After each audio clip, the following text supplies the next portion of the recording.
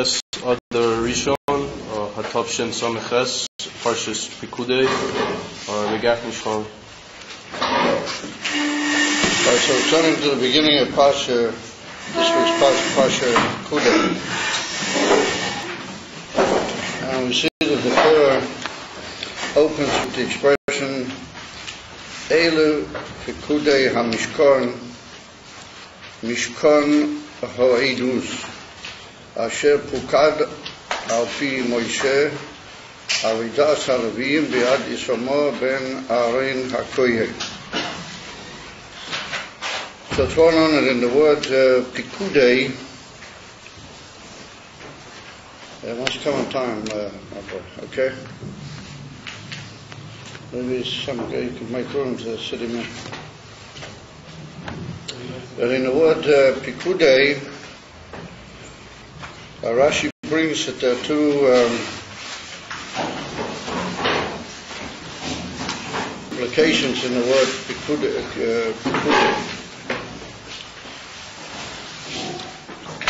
One is we see that a numbering and a counting or making together of a whole series of units and taking their number and what you might call the Sachakil together is called Kudim.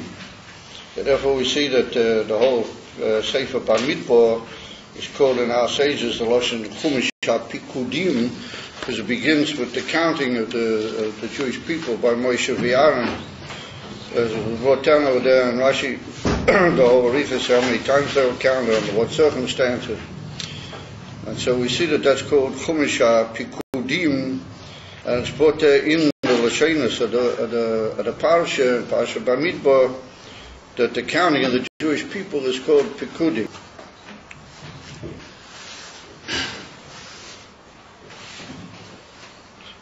Maybe you find yourself a place and just sit down someplace.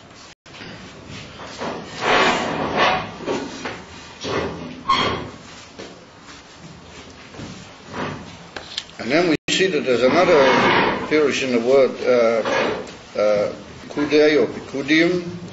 What that means, the union of to appoint something or to give it a certain task and to order it to take over that task. Well, we see that a job nowadays by a person is called a tafkid, Lashon Pikudim, and also we see that an order to people who are supposed to carry out certain tasks is called a Pikudah. In the Lashon Le'ami, for example, order is called a Pikudah. And a person whose job is to sit and carry out certain tasks is called a Pakid. He's called an appointed person over certain tasks which have to be taken into account. Albeit that a Pakid also can be called a clerk in a bank, is nowadays called a Pakid, but that also indicates the idea of keeping a cheshbon, keeping ordered numbers and calculations of money. What that adds in with what Rashi brings here at the beginning of the Parsha, Rashi hints at both of those pirushim. In the first Rashi in the Parsha, he tells us that it means making a cheshbon together of a whole series of things which have been offered for the Beis HaMikdash. And then a few lines further on, as is implied in the verse of the Pasuk itself, he says that the word Pikudim is also referring to the Avedus HaLevim, that the Levim, they were the ones who were appointed and they were elected and given the task to carry out the working and the function day to day of Mishkan. However, that's just by way of introduction. That's not really what we're going to be talking about. So we see that the Mishkan and the Pikudim connected with it are called Mishkan HaEidus. We see that the word Mishkan is doubled in the Pasuk. First of all, it's called Mishkan Stam, the sanctuary, and then it's called Mishkan HaEidus. It's called the sanctuary or the holy place of the witness, of the having given witness or borne witness. So comes along Rashi and he comments on the fact that the word Mishkan is doubled. It could have been just said Ela Pikudei Mishkan HaEidus, Why does it have to say SHK P Pikudei Mishkan and then repeat it Mishkan ha-Eidus? So Rashi says Mishkan, without going into the word Eidus at that moment, says Rashi Shnei Piyomim, where the word Mishkan is doubled. Remez Lamikdosh Shenishmashkein Bishnei Chulubonim. He said that's a remez to the Beis Hamikdash, not to the Mishkan, but it's a remez to the Beis Hamikdash. What it was taken as a pledge, or what he had called a collateral, I think he called in American terminologies, that if you take a loan from somebody and he's not sure that you're going to pay back, then he takes something from your ownership as like a collateral, something he holds connected against the money that you owe him. If you don't pay him back the money, at least he'll have that article which is worth about the same amount of money, and that's called, I think they call it in American language collateral, or something similar to that. In English, in the Old English, it's called a pledge. So the Rashi says that even though we're talking here about the Mishkan, well, the Mishkan was a temporary sanctuary in the Midbar Bilvad, only in the Midbar. He said, nonetheless, the two usages of the word Mishkan, those are ramazim to the two Batei Mikdash, the Beis Mikdash Rishon and the Beis Mikdash Sheni, but they were built only much later when the Yidden went into Eretz Yisrael. And he said, why are they called Mishkan? They weren't called Mishkan, they were called Mikdash. They were Batei Mikdash, they weren't Mishkan. Meaning that the word Mishkan implies, b'chol a temporary dwelling. The Ilu Mikdash, and particularly the Beis HaMikdash, that's called the Beis Elomim. Rashi's already called it that name on a couple of occasions already. It's called an everlasting and unshakable building that will always be present or always be there. That's in the Beis HaMikdash.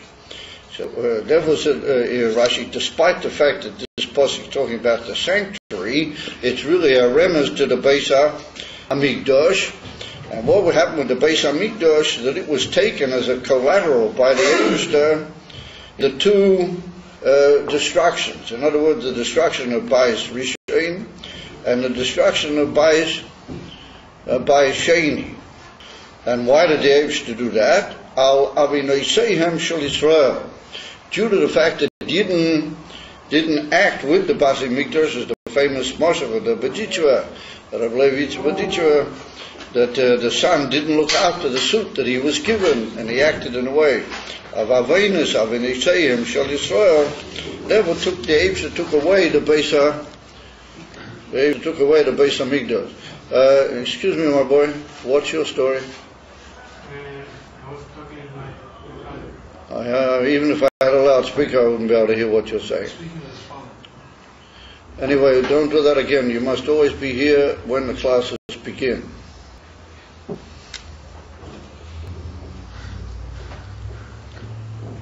So Rashi says that it was a mashkoin, nishmashkein.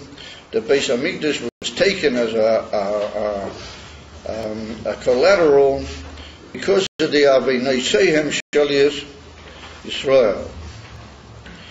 So, why is it that Rashi says that the Mishkan, maybe we would say that the Mishkan was a collateral, because the Mishkan, after all, it also was destroyed. It lasted while we were in the Midbar, then it went into a place called Shiloh, and then it was in another place called Gibeon, and when it was in Shiloh, it was more or less destroyed, and then they rebuilt it or re-erected it as much as they could in two other places before finally the whole Mishkan was considered no longer being the relevant place for the dwelling of the Eibishter, because David HaMelech already undertook the initiative gathering all the Inyanim to build the Beis HaMikdash, which eventually was built by Shlomo HaMelech.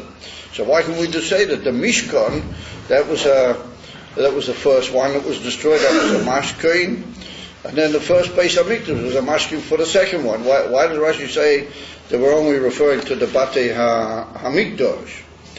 So you can't very well say that the Mishkan was a collateral for the Beis Hamikdash, because the Mishkan, by very definition, was only a temporary dwelling. It was only meant to be temporary.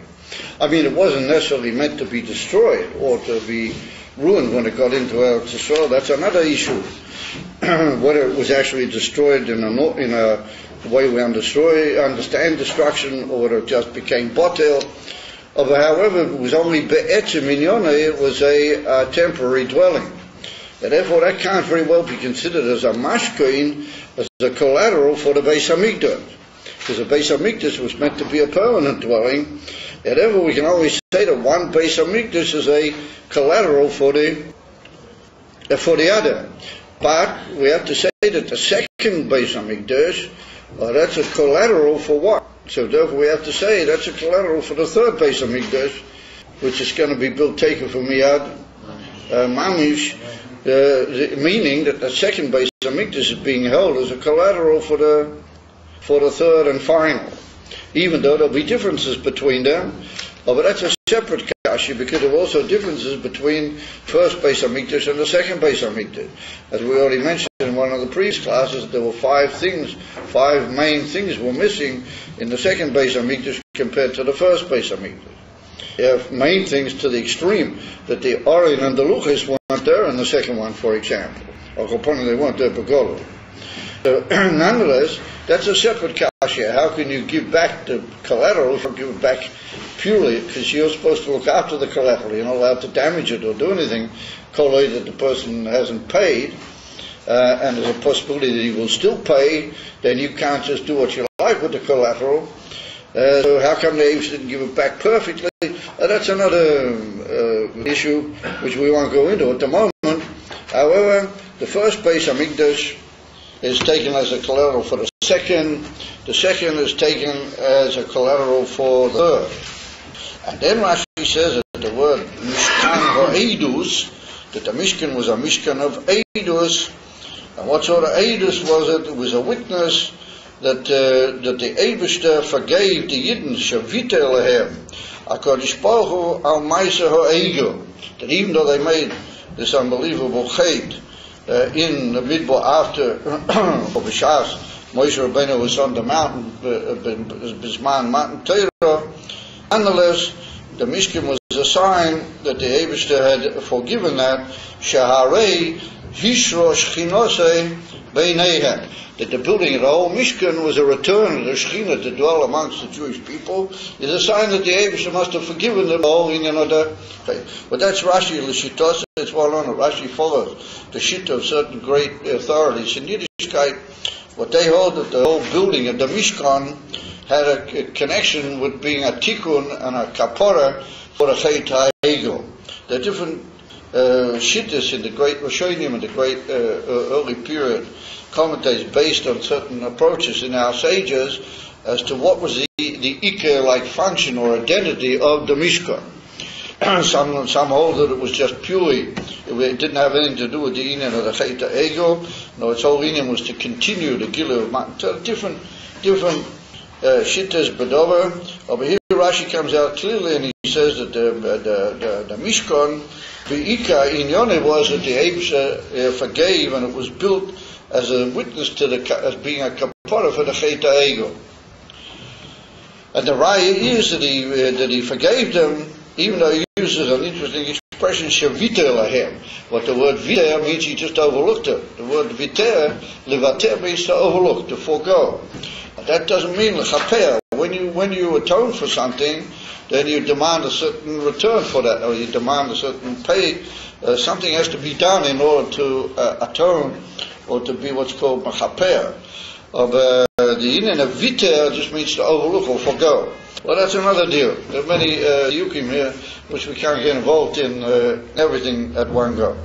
Now, anyway, suffice it to say that people say, with that it's understandable that Rashi connects the word Eidus with the word Mishkan, that the whole Mishkan itself was a Eidus. What sort of Eidus was it? That the Eidus had forgiven the Jewish people, because you see he put the Shechina, I'm sorry, Beinei. What Shmimit goes up another kasha, right at the end of the parsha, Rashi says, when I get to the word Eidus, he said the Eidus was referring to the two luchos that was in the Oren inside the Kodesh HaKadosh. So people say that here Rashi said the word Eidus is a name for the fact that the Abes had forgiven the Jewish people, and over there it's referring to a specific identifiable object, but that's the luchos. So it's obvious, what is it? The teretz? Because here the Rashi is talking about the Mishkan. That the Mishkan is called a Mishkan Ha'edus. And therefore it's a Mishkan, the whole Mishkan itself is a Edus. So what sort of Edus is? It's a Edus. Yes, HaKadosh Baruch Hu Vita Lehem, it's a Oven or the Chet, or the Maisa Ha'ego. Elo over there, he's talking about a specific prat that the Oren contains in itself Edus. And what sort of Edus is that? That's in Aluchat. The Pharaoh, Rashi says that the word Eidus is a biur on the word Mishkan. However, what is a collateral? If you take a collateral from somebody, then like we said, you have to keep it. You have to hold it. Well, it's not you have to hold it. I mean, you do hold it, because that's why you take it. And until it's become clear that he's not going to pay you back, then you have to keep it undamaged, and you have to hold it, because maybe he will pay, and then you'll have to give him back his article. If Cholila, for some reason, he's unable to pay, or he is megala that he's not going to pay, or become clear, then you're allowed to take, and you become then possessor of the mashkoin, of the. We see here the Bekla, it's like a play on words, because the word mishkon and the word mashkoin are two different words. And yet, nonetheless, we see Rashi learns Davki b'derech hapshat, that's what it's coming to tell us. So when you're holding that mashkin, it's there. The mashkin is a matzia. Because if it's not, then it's not acting as a collateral. So if we say that, according to Rashi, that the Beis Hamikdash was taken as a collateral and a pledge for the Avenis, and what was it taken as a pledge for? Lamar. That they didn't have to pay back to Hainu, that they would somehow or another do tshuva, and they would fix up what they did. They pay back the stains and the what you might call the faults that they caused through their sins, and the tshuva and the correcting of their sins. That would be the repaying. That would be the paying back. So the Abish is holding the Beis Hamikdash as a mashka, as a play. Now that's very similar. What we mentioned earlier, the famous Moshe brought down in reference to Shabbos Chazain. You're all familiar with it. Famous Moshe of the Rabbi Yitzhak Badichva. Well, he said that why is the Shabbos before Tisha B'Av? Why is it called Shabbos Chazain? What the word Chazain means to see. Chazon is from the word vision, or seeing. That on that Shabbos, the Eibusha shows all the Yidden, the Beis Hamikdash HaShlishi. Every Yid, if he just opens his eyes on Shabbos Chazain, he can see the Beis Hamikdash HaShlishi. What that means is somehow or another, the Eibusha is holding the Beis Hamikdash. He's got it, and every now and then he shows it to you, particularly on Shabbos Chazain. But we say that we have no time to wait for Shabbos Chazain. That's months ahead. And we want Moshiach now, we want the Beis Hamikdash to take Miyad Achshov, and we haven't got time. We want more than Chazain, we want Poel Mami. But anyway, to get back to our theme, the Eivester is holding the Beis Hamikdash in K. And every now and then, he shows it, and he brings on that a moshel, the Rabbi Yitzhak Badichva, he brings a moshel of a suit with a sign in with a whole arichas. Well, it's not the place to get involved in the moshel. The outcome of it all is that he's holding the Beis Hamikdash. And that's what Rashi is maramis, that it's a collateral. If it's a collateral, it's there. It has to be a matziyah.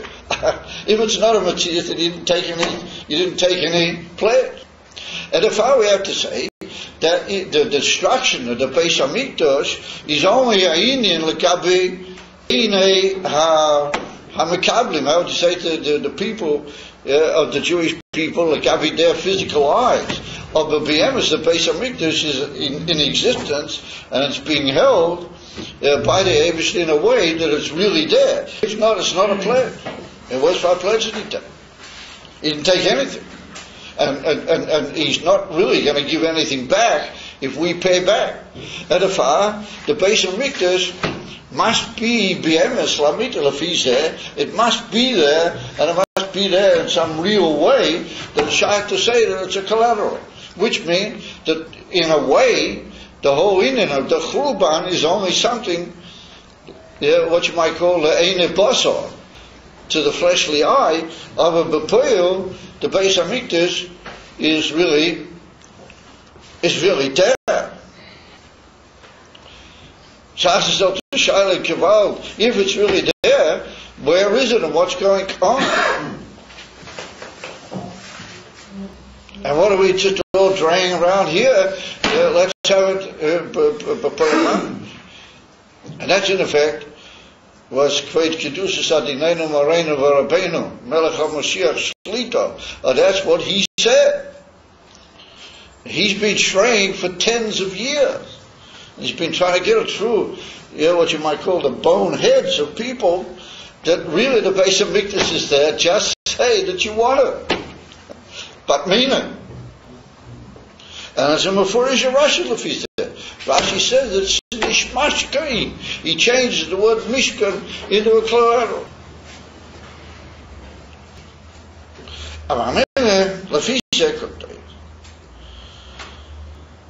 That the whole thing is like a hide and seek, like having the Jewish people.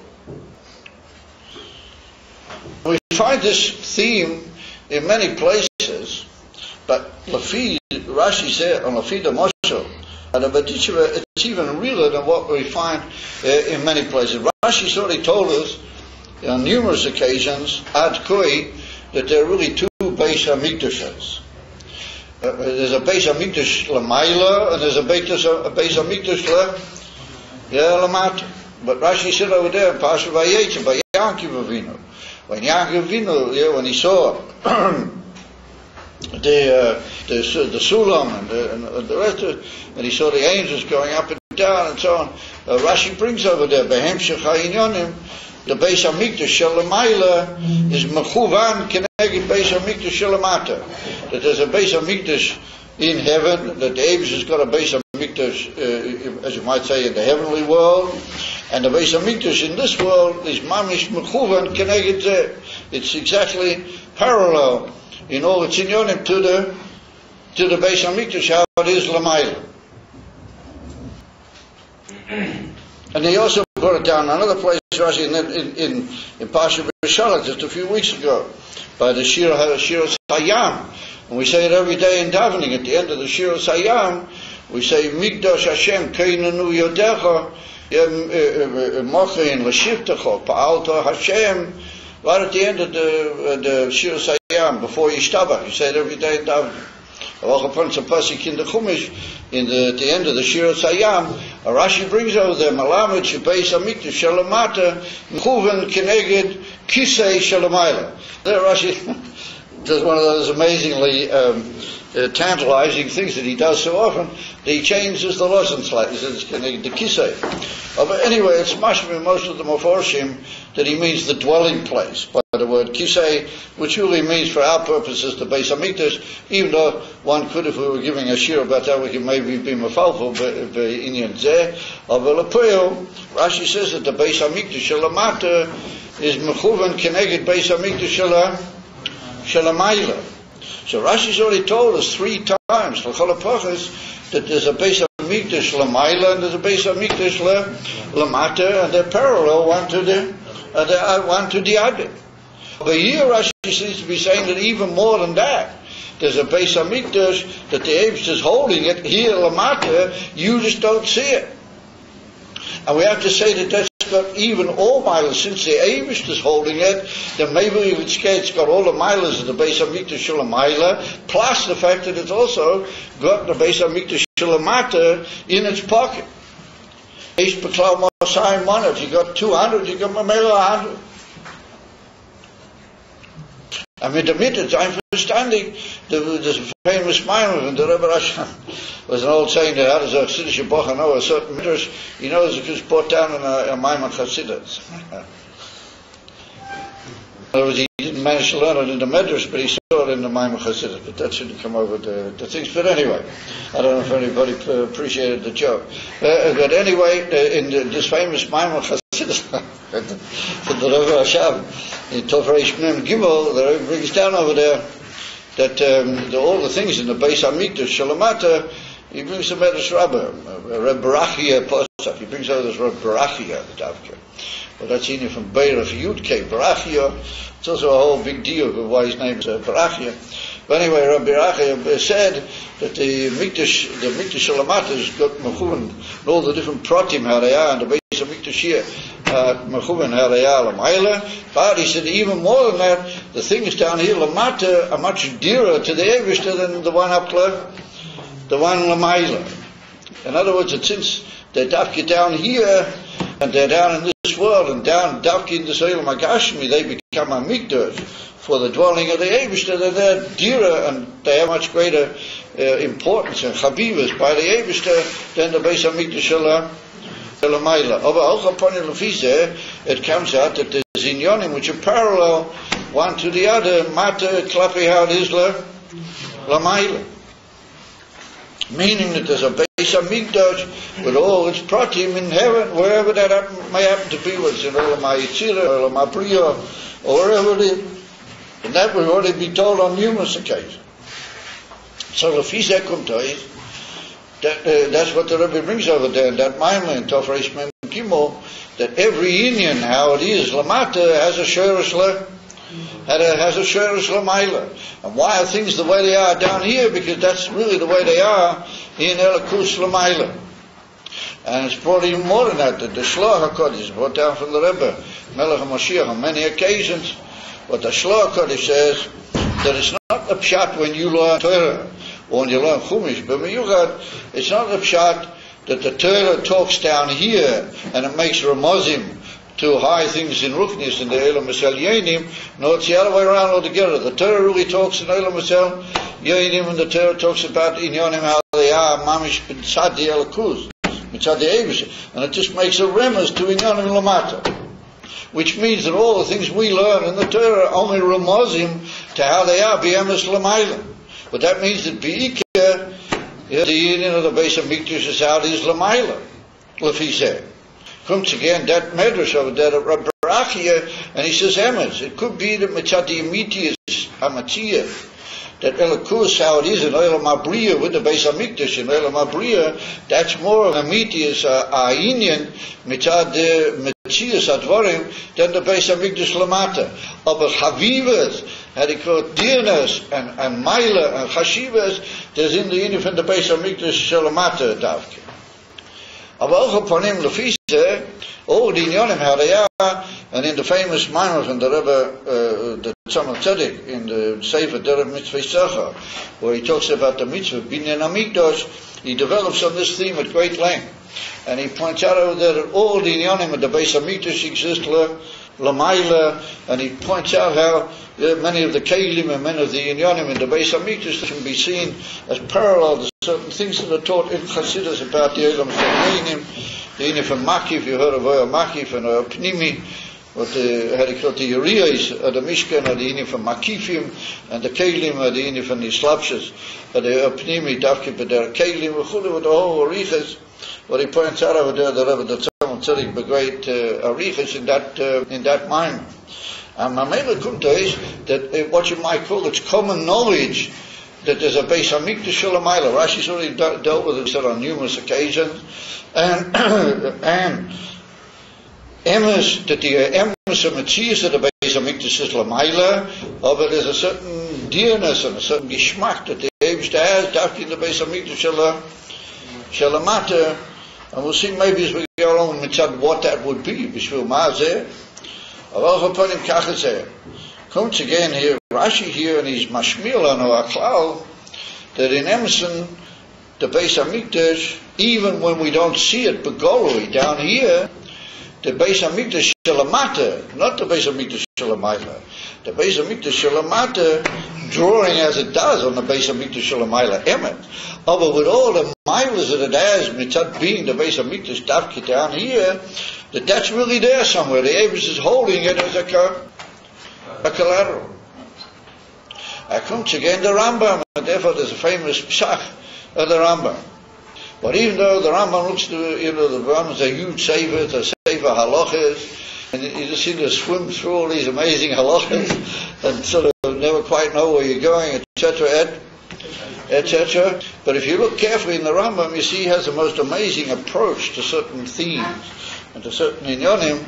And when you get to the Beis Hamikdash, the Rambam says that the Beis Hamikdash, even though it's been destroyed, and even though all the halachas connected in Israel with the Beis Hamikdash are only noyeg midorabanan, or some of them are not even noyeg b'klal, nonetheless, the etzem kedusha of the Mokim Hamikdash, even though it's not, you can't see the Beis Hamikdash b'golui, it's got all the holiness and all the strictness of the holiness of the Beis Hamikdash, afilu b'zman hazeh. And then we don't go in the actual Mokim Hamikdash nowadays because of the Rambam. Because the Rambam said that Cholila, if you go into the Azorah, or that area of the Har Habayis, which is the actual Azorah of the Mikdash, and you haven't had the Por Adum, and you haven't had all the Taharif and Tumas Meis, then Rachmoni and Itzlan, you can be Chayav Kodesh, Hashem Mishmareinu, Ho Yiloi Siyeh. And therefore there's a great Sehiras nowadays not to go up onto anywhere near the Har Habayis or anywhere to go beyond the line of the Kreisel HaMaravi, and some people are even medactic not to push their fingers into those little cracks in the Kreisel HaMaravi. Shema Cholila, there might be a line where you might be getting somewhere into the Azorah, even though the Kreisel HaMaravi is not a wall on the Azorah, it's only a wall around the Har Habayis. But since we don't know where things are exactly, how they function, but maybe that's only being a little bit too superficial of it. There are some people which are there, because mitzad tam hayedu Elohem. We see that according to the Rambam, the whole Indian for Kedushas HaMikdash is still there with all of its taken, even though you can't see the Beis HaMikdash B'poya. And then he brings a pasuk, which is not a usual pasuk, not found usually when you get to the dinim of the Beis Hamikdash.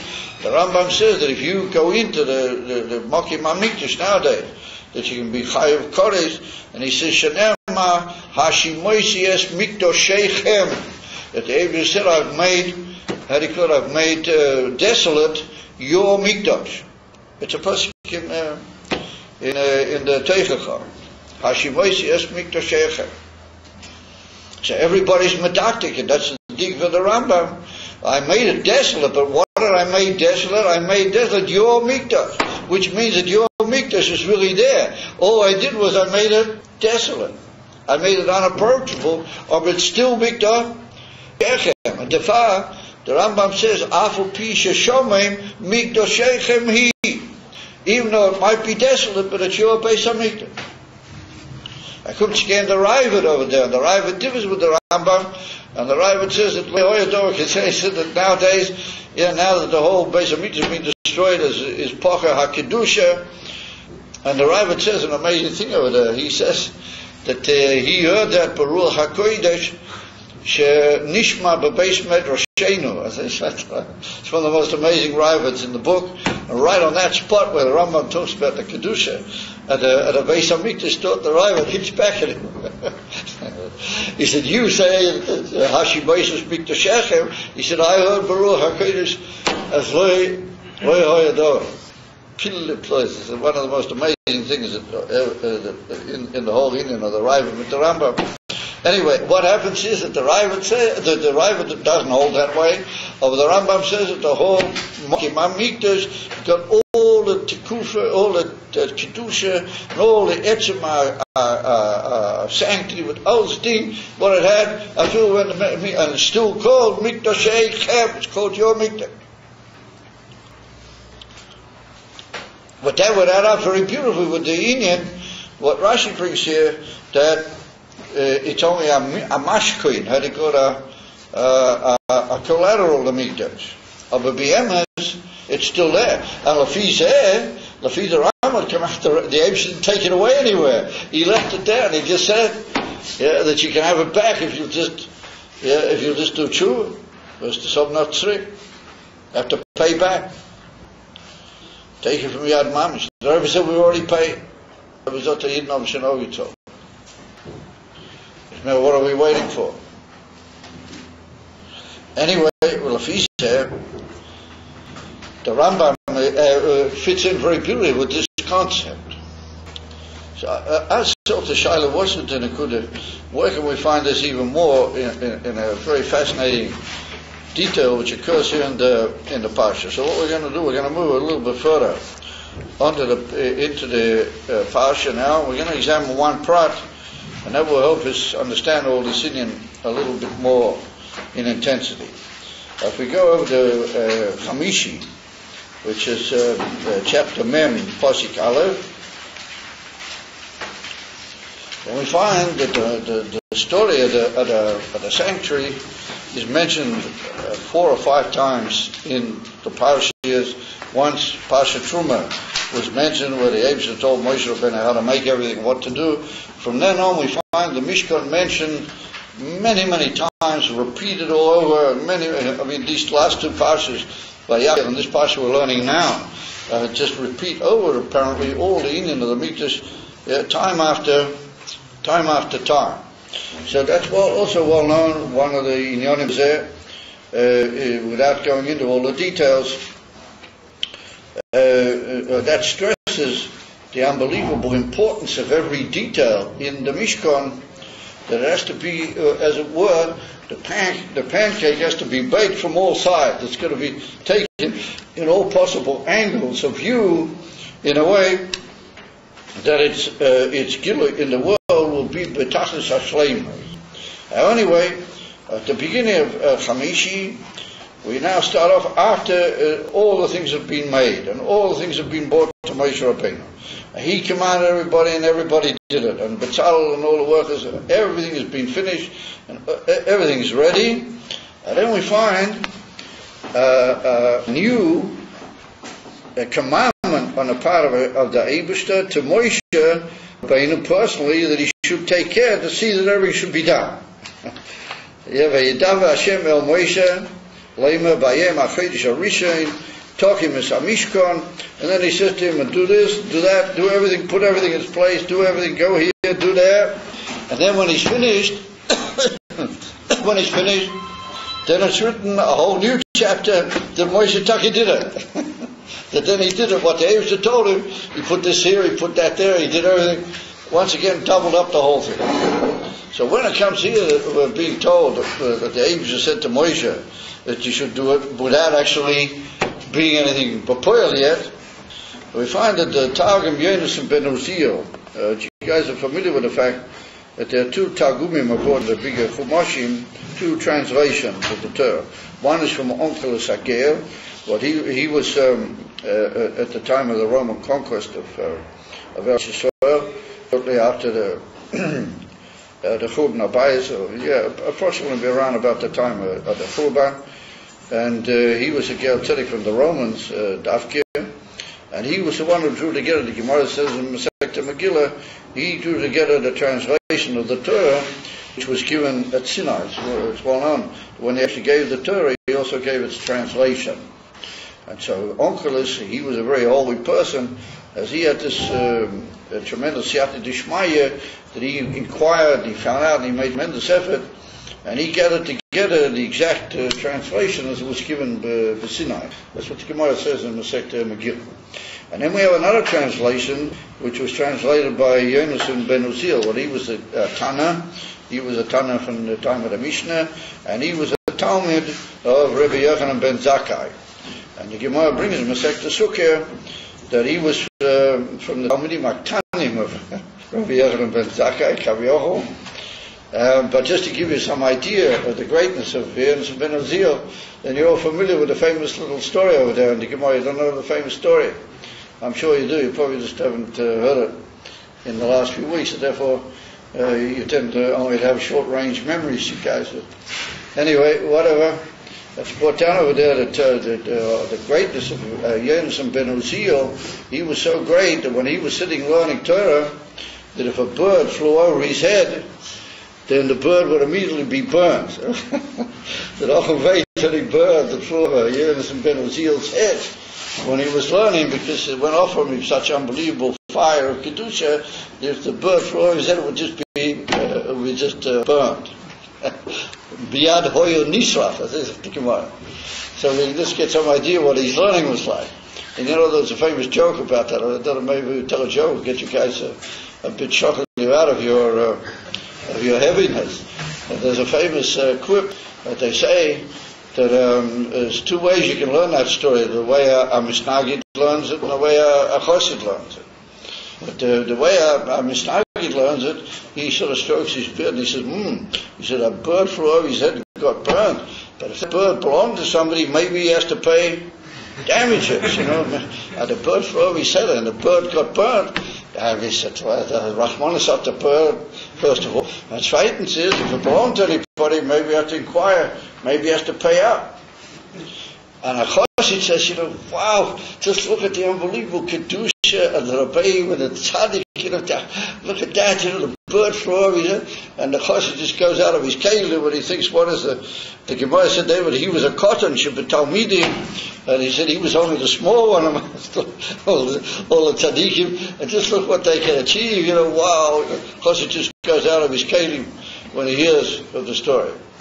But anyway, I don't notice anybody particularly appreciating the joke, but anyway, that's an old quip that they say. So we get back to our story that Yonasan ben Uziel, being as he might have been only the cotton ship, the Talmidi Rabbi Yochanan ben Zakkai, but he wrote a pirush, he wrote a Targum, a translation of the Torah. But his translation of the Torah is like a liquid from all sorts of places in our sages. It's not just a literal translation, he doesn't follow the word. Onkelos, he follows directly the words and he just translates each posik in its own, what you might call, right. Yonasan ben Uziel, he brings you all a background of different Maimorei Chazal and all sorts of inyonim that have to do, and he like works them into the language of the posik. It's a very famous combination that he has, this translation of Rabbi Yonasan ben Uziel. So, but normally he brings me all sorts of inyanim, but he remains within a certain, limitation. When he comes here to this, where the Eibusha says to Moshe Rabbeinu, listen, you must do this and do that, even we know everything that was where he had to do anyway. He comes along the Targum Yonasan, and he says all sorts of amazing things. What are these different portions of the Mishkan?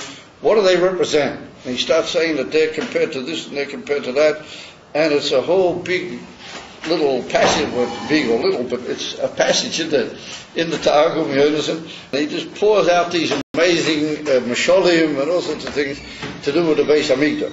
So that asks the question, why didn't he do that way back at the beginning? Why does he wait here to give me these amazing sort of marshals on the different parts of the Mishkan?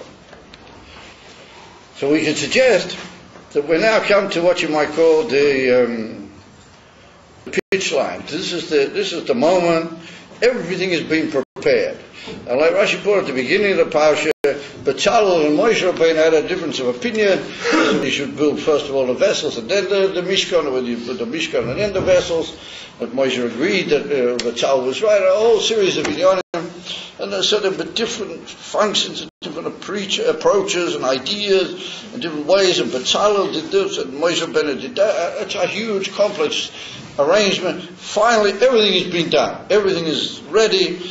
And comes along the Eibush and he says to Moshe Rabbeinu, now we've got to do it.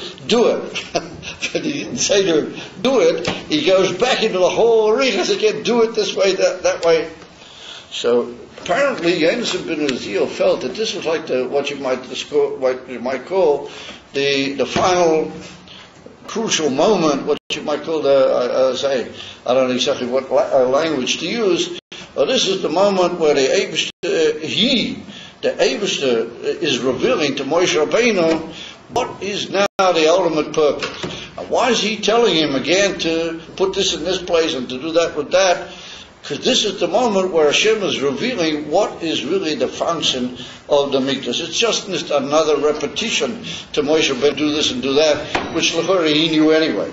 And if I would have to say that the Eibush is now showing him what is the point and function of the whole Mishkan, what's it all about. So therefore, in these words of the Eibusha to Moshe, it comes out all sorts of amazing inyanim when you get to the kelim and the different inyanim in the Beis Hamikdash, and we can't go into all the details. It's amazing what he brings to the Targum Yonas and Medazil. So if you guys want to find a Chumash, maybe the translation of, I don't know, it's been translated in English, but you'll find amazing things. I want to just refer to one prat that we see here, and that is that there was a thing called the kior, what you might call the washing bowl. Have you heard of it? Have you heard about the kior? This was this big washing bowl that was outside the sanctuary, and it was between the mizbeach, the outside mizbeach, and the entrance to the sanctuary, slightly to the side. And that's where the kohanim used to wash their hands and their feet at the beginning of every time they came into the sanctuary to carry out their avodah. You heard about it. It's called the kior. So Rashi says it was like a big dud. What a dud means, like, how do you call it? A big vessel, a vessel that had water in it, and it had 12 taps. Connected the 12 kohanim that used to deal with the korban tomid, the continuous korban. There was 12 different jobs that 12 different kohanim did just on the korban tomid. But there was really 13, not just 12.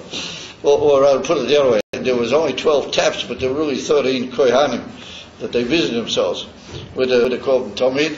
But we'll leave that to your imagination. We won't tell you what to tell us about that one, unless you really want to know. But anyway, but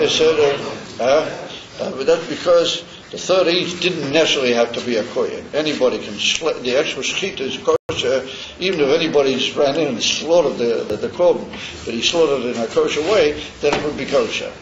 The shechita doesn't have to be a kohen. All the other vedas have to be. And over the 13th one doesn't need a tap, because it could be just anybody who came into the basement, he happened to grab the knife and slaughter the korban, it could still be kosher. Anyway, so we've got these 12 taps inside this kior, and the kior was made out of bronze, out of nechoshes, for the whole business. And it used to be swallowed up into they used to let it down into a pit every night, and the mice with the kior, because the kior had water in it, and the water, once it was inside the kior, it became holy water, and they brought it from a special mayon at the top of the Harabayas. And so once water's inside a keli and you leave it overnight in the Beis Hamikdash, then it becomes posel. It's called posel belino. If it sleeps overnight in the Azorah, then it becomes posel. So what they used to do to save the water, not to always throw out that water and bring new water, because it was called Mayim Kedoshim. It's called Mayim Kedoshim by the Torah. They had a big pit that they used to let in the Azorah, and every night they used to let the kior down into this pit, and then they covered it over with a lid. And the next morning early they pulled it back out again. And so it means that the kior didn't rest a night in the Azorah, and so the water remained kosher until such time as it got, and then they used to fill it up with new water. Otherwise the whole water would become possible. So anyway, that's the inyan for the kior. It's just a brief glance at the kior. So it comes along the Targum Yonas, and he says that the Eibusha says to Moshe, you must put the kior where you got to put it, between the sanctuary and the altar, like we said. And then he says here, "Vatitein yas kiora beine mishkan zimno beine midbacho." That means the mizbeach. Vatitein toma moye. You must put water over there. Matul, well, that is to be compared to choivayo, to guilty people, the hadrin betufta, that they do tshuva, they go back and do tshuva. How do you call it? Bala tshuvas. At the beginning they were choivayo, they were not such good people, and now they've done tshuva. The hadrin betufta. Now what do? He says, "V'shadyan akmu moisei hey kamayo." And he said, they throw away, they chuck out. In Aramaic, shadia means to throw something, like hashlich in Russian Kodesh. Hashlich means to toss something out. that they, what do they toss out? Their crookednesses. Achmuiseihain means crooked things, you know. Not that they got anything crooked limbs or anything, but they got all sorts of crooked zachen. So they take their crooked zachen and they throw them out. Hey, kamaya, just like water, says the Talmud. They throw it out just like water. So what does that mean? To throw them out like water? I mean, to throw out water is very easy. Just chuck it out. Although your crookednesses, maybe that's not so easy to throw out. Anyway, says the Targum here, that Baal Tshuva is a mensch that he got rid of crooked things. Not things which are obviously bad, not things which are who knows what, because even if you're not a Baal Tshuva, you have to get rid of them. No, worse then, he said a Baal Tshuva is somebody that he's crooked. You know, he's gone off in a way that he's got things which are not straight. In other words, even the things in him which are not Beseder are not straight, not Beseder. In other words, other people have what you might call obvious not Beseder. A Baal Tshuva has got to do things which are, you know, how do you call it, crooked. Yeah.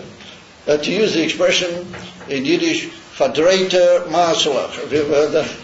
He's got all sorts of twisted, unclear and unpleasant little things in him. So he said the union of the kiyur was to wash yourself with such a water that Bali Tshuva would be able to literally wash away all this krumna, how do you call it, this crooked shtikelach, and they'd be able to chuck him out as evi water. So there was a Yid that he wrote a pirush on the Yenis and Ben Uziel. He was a very great Gottlieb Yisrael. He wrote a pirush on the Yenis and Ben Uziel. So he says that it's not so much that you chuck them out like water, because he said water is easier to throw out, but to throw out these akmumiyosein, that's not so easy. But he said that what he meant by the water was that you get help from the Eibishter, and it's written that the Eibishter is going to throw away all of our sins. Tita, you had to go tashlich. Bimtzulas yam kochatoi, Sham, that you will throw into the depths of the sea over there sins. Now, where have you heard that word before? On Rosh Hashanah, what do you do in the afternoon? You go to Tashlich. Yeah? And that's because of that passage. Tashlich. Yeah, b'imtzulas yam ko chatoisham. So the Pirush Yonason, he learns not so much that the guy himself is going to throw away all his crooked things just like water. That's not so easy. But the Eibishter will help him. In other words, that if he shows that the Emes Lamite, he wants to get rid of these little crooked shtikelach, then the Eibishter will help him. And the Eibishter will guide him and show him, and the Eibishter will give him the courage to throw it all out into the depths of the sea. Once you throw the thing into the depths of the sea, then it's gone. In other words, that you've got to throw things in such a way that they don't come back. Oh, okay. So then it gets even the pot gets even, the pie gets even thicker. That then he says he tells Moshe Rabbeinu, and you got to take the shemen hamishcha, the oil of anointment, and you got to anoint all these things. So on all kelim and that to be anointed. So the Targum Yonis and Ben Uziel says that you must take this shemen hamishcha, and you must anoint with it all the things. And then he says you must anoint the kior. You have to anoint the kior also. So he says, v'tarabei yash kior. Tarabei means to make great, literally. That's what it means. V'yash basisa, the basis, it's got a fundament to it. V'tachtei yasei, and he said, compared to Yeshua bin Nun, mishum shenoch Rabbi Moshe. That Yeshua ben Nun, he was Moshe Rabbeinu's big servant, and he was the Rabbi of the Sanhedrin. He became the chief of the Sanhedrin after Moshe Rabbeinu. And he said, Dal Yodei Ashida Aradi Yisraeli Ispali. That according to, through him, the whole of Eretz Yisrael is going to be divided up to the Jewish people. And then he said, Umashicha Bar Ephraim, because he's from Ephraim, Yeshua. He said, together with Yeshua, or as part of him, later in the time to come, it's going to be there's going to be two Mashiachs. There's going to be Mashiach ben Yosef and Mashiach ben David. So Mashiach ben Yosef is from Shevet Ephraim. So he says that this Mashiach from Ephraim, what's he going to do? He said, the Nofik Minei Yeshua, he's going to be born from Yeshua's tribe.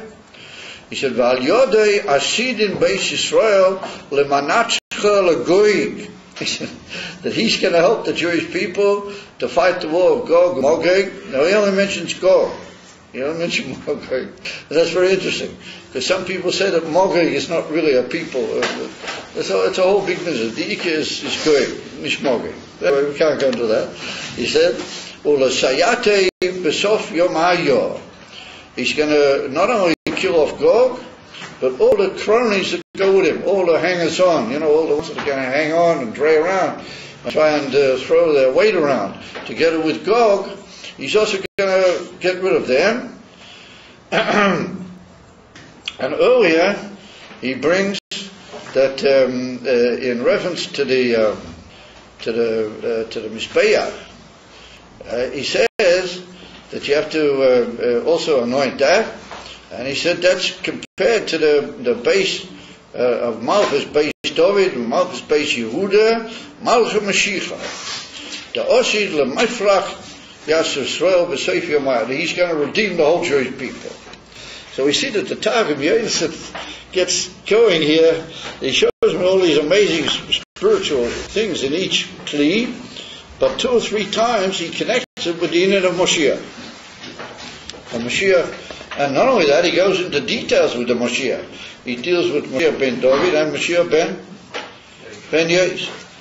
So we should suggest that the Targum ben Yonasan ben Uzziel is coming to show at this moment that the divine tzivui for the Eibishter to Moshe Rabbeinu, that he should get everything done, is not what you might call a seemingly unnecessary thing. But it's a new vista that with this, the Eibishter is showing Moshe Rabbeinu the eternity of the Beis HaMikdash that we mentioned before. And that the inyan of the Beis HaMikdash is not just Bisman Beis HaMikdash Kayon, or Bisman that the Mishkan was in the desert, but the inyan of the Beis HaMikdash is an everlasting inyan which all of its inyanim go on into every prat in day-to-day life, and into all the ikir basis of what it is, the Jewish people and Avodas Hashem. It brings the most amazing things in the earlier Pesukim, which I can't go into here, and that this is going to be the koyach and the cleavage to that whole concept, or that's going to bring the koyach which will bring Moshiach, and it will bring back the whole power of Yeshua ben Nun with the whole inyan entering into Eretz Yisrael, and that's the power that's going to be Mevatel Goy, this whole sort of big knob. He's going to think that he runs the world, he's in charge, and all the hangers-on, all the schleppers and all the other drayers, they say, we also say, the European community with the and all the other schleppers and all the other kofetig with the ganze Mans. So who is Goy? Well, I don't want to hurt these American guys around here. They're very sensitive, We can maybe suggest the way things are shaping up right now, that it's either the president of Iran or it's the president of America. So you can decide whichever one you prefer. Because one way or another, all the hangers-on are all lacking them and all hanging around them, including the so-called government in Eretz HaKodesh. But I say that it's a so-called government that the Abish is always sitting chas v'sholim, that there shouldn't even be imagined as a government for the Jewish people. Or anyway, taken miyad, it should become boter. Matthias, mamish, take it with miyad now. It should be the Izgalus and Malch and Mashiach, take it with miyad mamish. What do we see? That the Targum Yonasan says that right at the moment that David and Melech, right at the moment that the Abish told Moshe Rabbeinu, and he said to him, listen here, put up the Beis HaMikdash the way you know anyway you got to do it, because there's a whole union that this Beis HaMikdash lives on. It's me'anit. You don't see it at certain points in history. It's a mashkin. It's me'anit via collateral. And you don't see it, just like the loaner, the malver, takes the collateral, he puts it in his backyard or in his pocket or in his cupboard or and you don't see it. And the Eivishter, Kaviyach, has taken the collateral and he's put it under his clothes. But the far zest of this thing. Oh, but there is such a thing, and it lives on. It's your Beis Hamikdash and it's there. And therefore all the inyonim in life have to some way or another have their shorish in the Beis Hamikdash. And the Far says the Targum Yonis, if you look around, you'll see how all the different things that he brings down for sitting in Yonim, they all got their place in the Kelim of the Beis Hamikdash, and not because you think you do it, because it's in the Beis Hamikdash, that's why it's in your life. Not that you do it, and therefore maybe it's some sort of marshal to the Beis Hamikdash. No, pink fakir. Exactly the opposite, because it exists in the Mikdash, the Far it's in your life. And that's a secret to the counsel in Yiddishkeit. You have to know that everything is in Kedusha, the Far it's the way it is. Not that you think that there's a certain Indian, and maybe you can find a raya that it existed in the Beis Hamikdash. Loi kar, that's the Amiti Samatiyah. And the Far says that one of the Ike Inyonim Bayidin is that there has been and there will be, and the Alter Rebbe said there has to be Bali Teshuvah.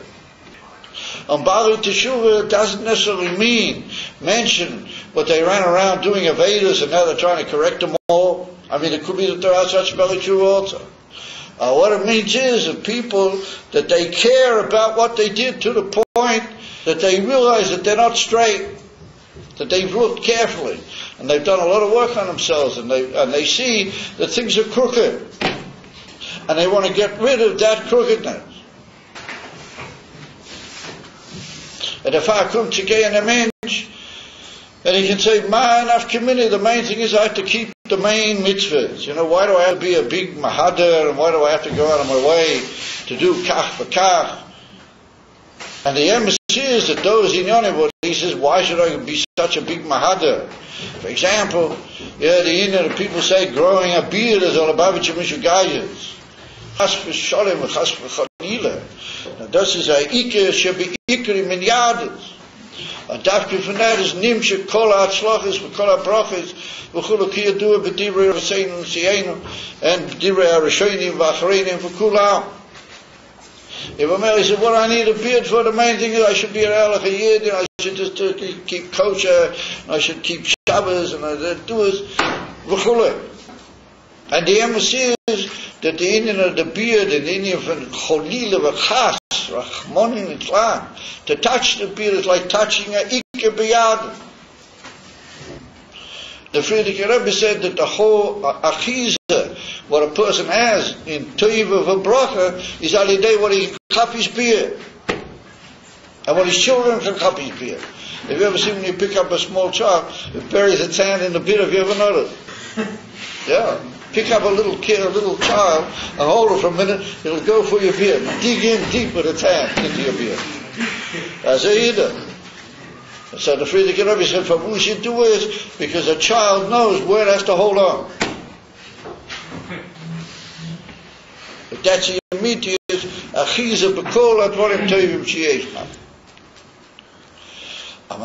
That's what the Targum Yonis says. You got to throw out all your krumkeiten. I don't know how you say that in English. Your crookednesses. It looks all straight. It looks all wonderful. You say, I keep Yiddishkeit, I have this and I'm that. You're not. You're crooked. And you got all sorts of little shtikelach, and they are what fadrei you to come.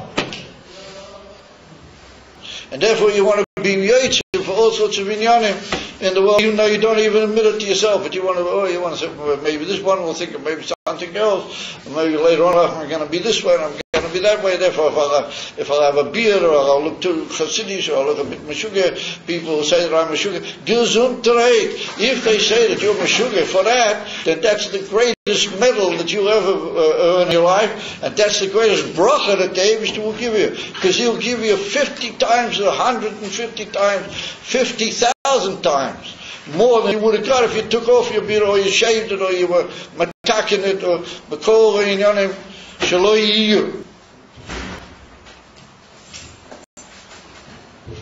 And then we see b'koyah.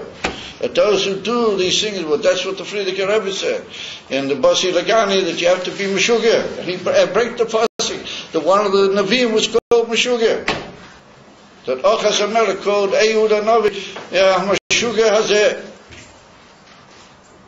Shtust the Kedusha. That's what the Targum Yonason means. That the Kiyah, the whole Indian of the Kiyah, that's an amazing thing. The whole Indian of the Kiyah, without that you can't do all the other voices. A Kohen does the most amazing things. He offers all the korbanos, and he slaughters, and he does this, and he does that, and he brings chatois and hashomis. Ich weiß mit all the most amazing things that a Kohen does. But he can't do them unless he goes to the Kiyah and he washes his hands and his feet. And there's a whole beer in the Gemara that they used to hold their hands and their feet together. They used to hold their hand on their ankle, and the water used to come down onto their hands and their feet together. And the Rabbeinu B'chai says that you got 10 spheres at the top of you and 10 spheres at the very end of you. In other words, you got 10 toes and you got 10 fingers. That's not the Rabbeinu B'chai. And he said, your hands are made to lift up, and then you lift up the Esser Spheres. Su Yedeichem Kodesh, and your feet are made to dig heavily into the ground, that you don't give in to the Sitra Achra. That you got toes, that you can dig in heavy and hold firm. That's right at the bottom. And that's got a connection with the Kiyah, that Al Pi Kabbalah, the Kiyah is Neitza V'Hoid, and that's what's written in the Basi Lagani, that the highest midah of all is midas HaNeitza. To hold out and to be victorious despite all the opposition. And that's the union of the Kiyah. So comes again to Hari Konims. The Targum Yonason Ben Uzziel, he said that the union Shemen HaMishcha, if you look over there in Pasha Kisisa, that's written, there's a Rashi over there where Rashi says that the Shemen HaMishcha, the same Shemen HaMishcha that was made by Moshe Rabbeinu in the desert, is going to be when Moshiach will come. It's the same Shemen HaMishcha.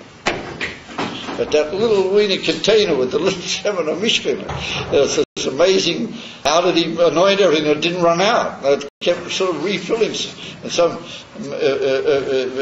miraculous fashion. It's going to exist when Mashiach will come.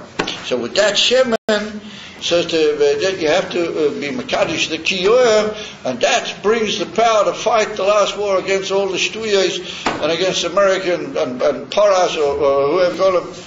Iran mit die alle schwarze Jahren Rachmanin waren. That's the koyah, the Indian for nature, to stand firm and not to give in, not to not give, as they say in Yiddish. Oh, yeah, maybe this, and the government gives money and a hit and a her. You have to agree with them. You can't be too firm. You can't be this. And they do it. But things are even that's even said by certain people, but they hold that they also do beyadus.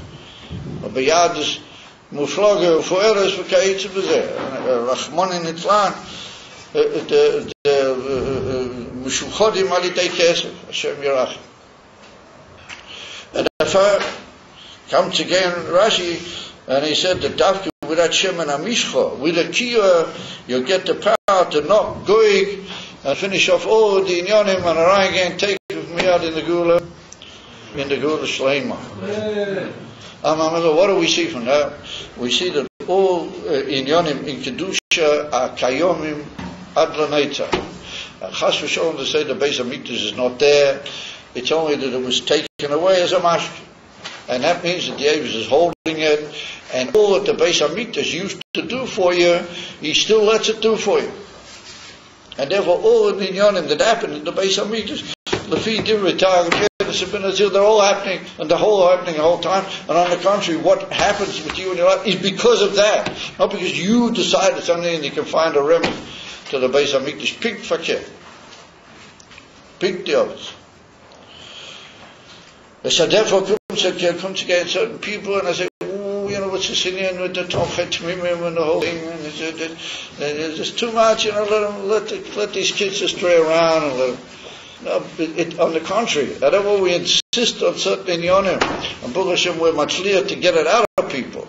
And they do it, but that is Teivosim or Amitiyas ad sof kol HaTorah. It's mamish the most wondrous thing to teach a person that all of his inyanim really derive from the Beis Hamikdash.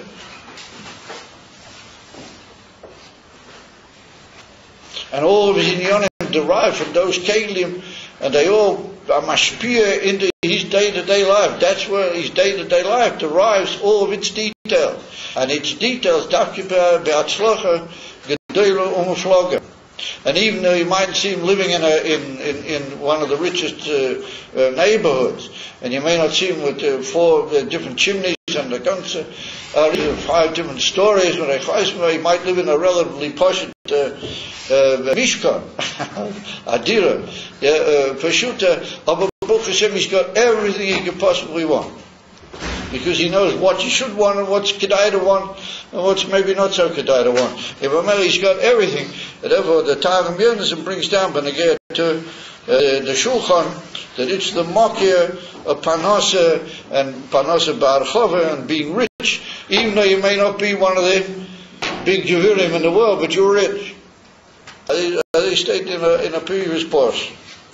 And I say this with all the other inyanim, as we said before, even to a thing, what certain people try to make it appear as if it's not a ika biyad, is the inyan from the beard, with the shleimus of the beard, with the whole arichas inyan.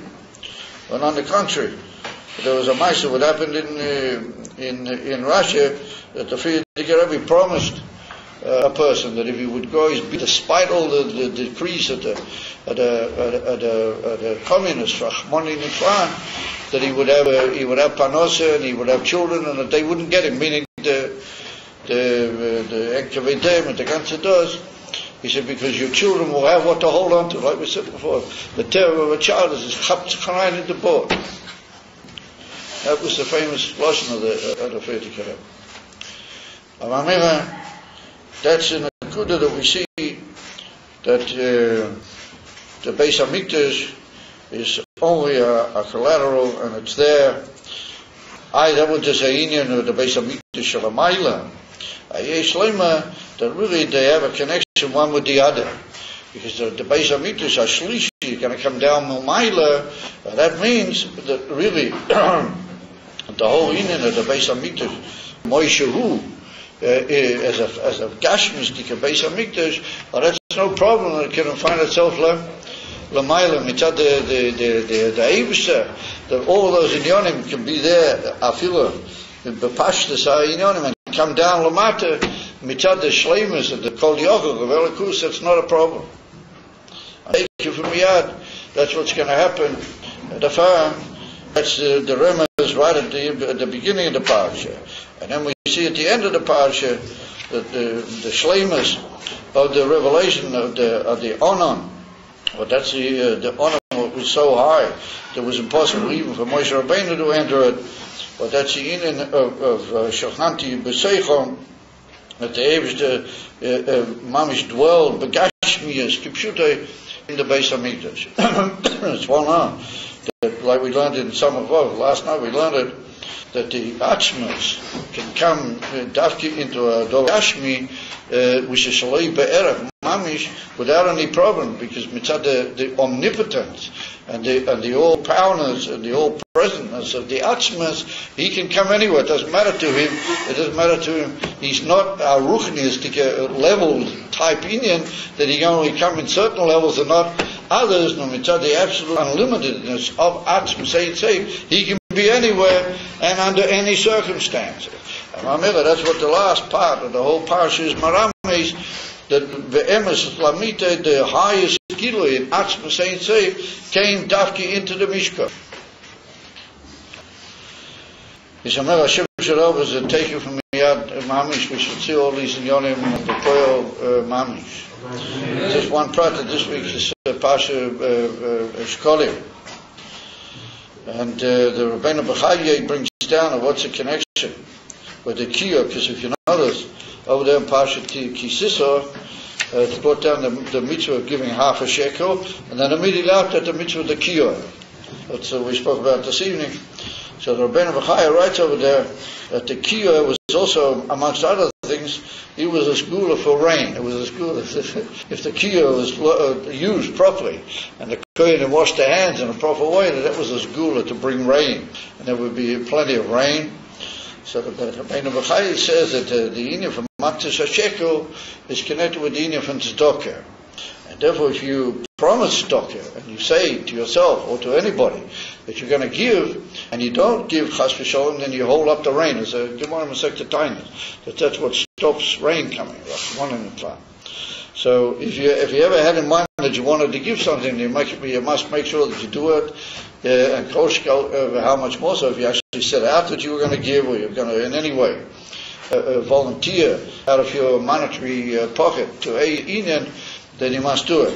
Because cholila, if you don't, amongst other inyanim, then you're also holding up there the possibility of rain, as they state that in the Gemara in Masechta Taanis. So the Rabbeinu Bechai says we see the connection between Maktas HaShekel and the inyan of the kiyah. So I don't doubt that there are all sorts of other very profound connections. It's not the place to go into it. But what it means is that you've got to give half. In Emerson, the Gemara says is you give half of a shekel, or rather the Gemara, the Pasuk tells us a shekel is really 20 gera. That's these small coins called geras, and half a shekel is 10. So Chassidus says, why do you have to only give half? You should have to give the whole 20. Yeah, 20 is much better than 10. Why do you only have to give half? Because you only have to give, you've got 10 koichas. You've got to give what you can give. If you do the best you can possibly do, then the Eibishter gives you his help, which is the other 10. Well, that's Milmayla, that's the other 10, is the inyan how the Eibishter has them. And like we saw before, that if you put in your inyan, then the Derech Mamela, you'll get the Siyata Dishmaya and an even Lamayla Me Medida Bola. And a little bit deeper, what it means is that even though you only give half, you only give the 10 pounds that you got, but you give them in a way that really you're giving the 20. In other words, you give the Pasuk says you have to give half of a shekel, bishekel hakoidish, which means that even though you're required to give only 10, you really would want to give 20, and really you put everything you've got into that half as if you were really giving 20, even though you're only giving 10. And that's even from Kabbalah Sale. When you have Esher Kabbalah Sale, then you go up into an unlimited situation that you're really serving the Eibishter mitzad bilti gvul, even though you're in the gvul, and Lepoel, you're only giving half a shekel. And remember, we should the half a shekels were used for offering up the korbanos in the Beis HaMikdash. So take them miyad, we should be buying all the flocks and all their inyanim and bringing them and offering them on Mizbeach in the Beis HaMikdash Ashlishi. Take them miyad now.